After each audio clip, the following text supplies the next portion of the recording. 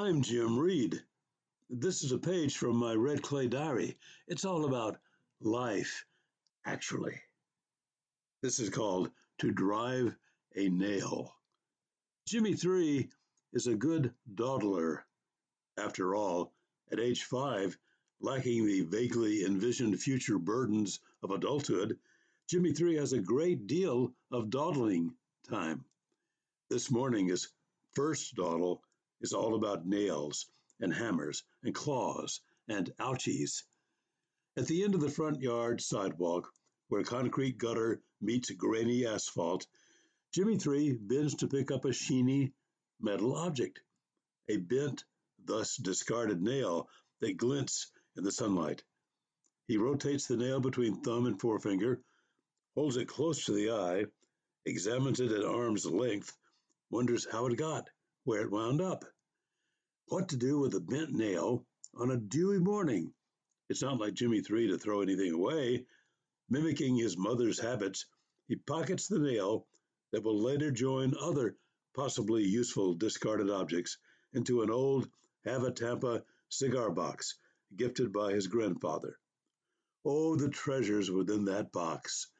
But that will be the subject of a future story. Right now, Jimmy 3 races into his home, digs under the bunk bed, retrieves a small green metal toolbox, squeaks it open, finds a couple of unbent nails and a tiny hammer.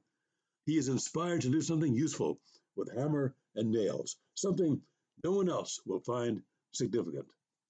He occupies himself attempting to drive a nail into a scrapped 2x4. Grasping the wooden handle up near the weighty iron top, he timidly taps the flanged head and gets little result.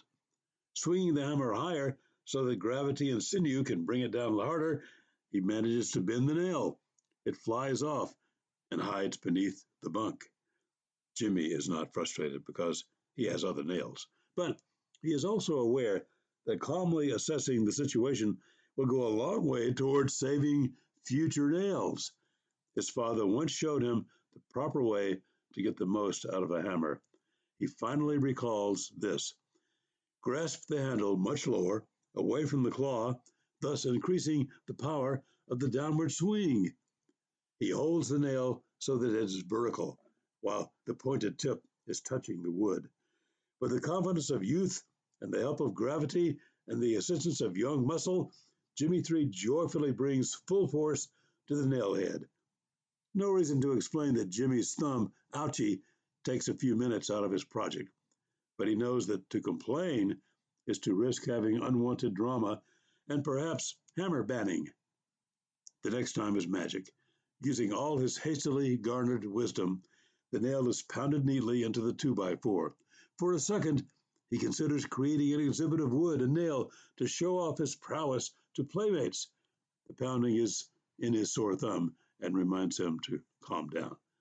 The world is relieved when J3 abandons the project and runs away to the butterfly tree to see who has shown up this morning. There's so much to do during dawdling time.